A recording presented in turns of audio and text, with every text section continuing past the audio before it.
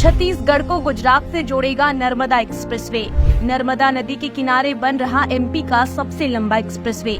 31,000 करोड़ रुपए में बन रहा 906 किलोमीटर लंबा हाईटेक कॉरिडोर।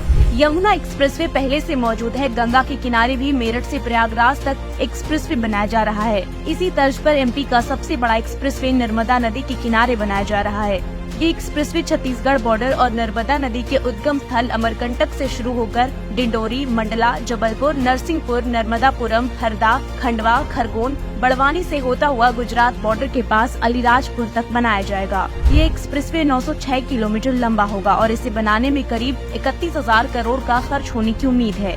इस एक्सप्रेसवे के जरिए छत्तीसगढ़ गुजरात से कनेक्ट हो जाएगा। प्लानिंग है कि इस एक्सप्रेसवे को आगे बढ़ाकर देश के सबसे बड़े दिल्ली मुंबई एक्सप्रेसवे से भी कनेक्ट किया जाएगा। यानी कि छत्तीसगढ़ के लोग नर्मदा एक्सप्रेसवे के जरिए दिल्ली मुंबई एक्सप्रेसवे पर सफर करने का सपना पूरा कर पाएंगे। ये हाईटेक कॉरिडोर अनूपपुर समेत एमपी के 11 जिलों को हाई स्पीड कनेक्टिविटी देगा। साथ ही एमपी के टूरिज्म सेक्टर में भी मेगा बूस्ट आएगा। गंगोत्री और यमुनोत्री तो हर कोई जाना चाहता है, लेकिन नर्मदा नदी के उद्गम स्थल अमरकंटक में दर्शन करने बहुत कम लोग पहुंचते हैं। नर्मदा एक्सप्रेसवे बनने के बाद यहां दर्शन करने वाले भक्तों की संख्या बढ़ेगी। इसके साथ ही मध्य प्रदेश टाइगर स्टेट के तौर पर भी जाना जाता है। ऐसे में वाइल्ड लाइफ टूरिस्ट को भी बांधवगढ़, कान्हा, पन्ना, सतपुड़ा टाइगर रिजर्व जाने में आसानी होगी। इसके साथ ही ओंकारेश्वर, भेड़ा घाट में भी टूरिस्ट सेक्टर में ग्रोथ होगी। एक्सप्रेसवे के किनारे सरकार इंडस्ट्रियल क्लस्टर भी बनाएगी, जहाँ स्थानीय लोगों को रोजगार के मौके मिलेंगे। क्लस्टर के अलावा भारत सरकार की भारतमाला परियोजना के तहत 35 मल्टी मॉडल लॉजिस्टिक पार्क में से एक पार्क बनाया जाएगा। साथ ही करीब 6 जगहों पर इंडस्ट्रियल हब बनाने की भी योजना है।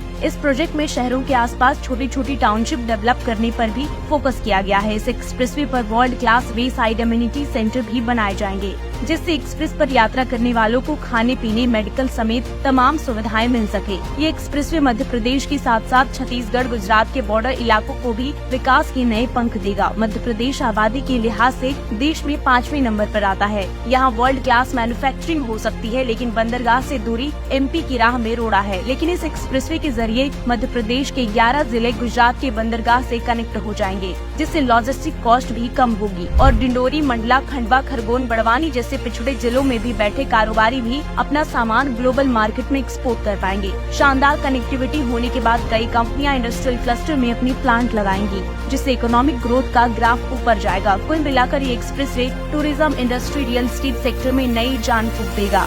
ब्यूरो रिपोर्ट, एक भारत न्यूज।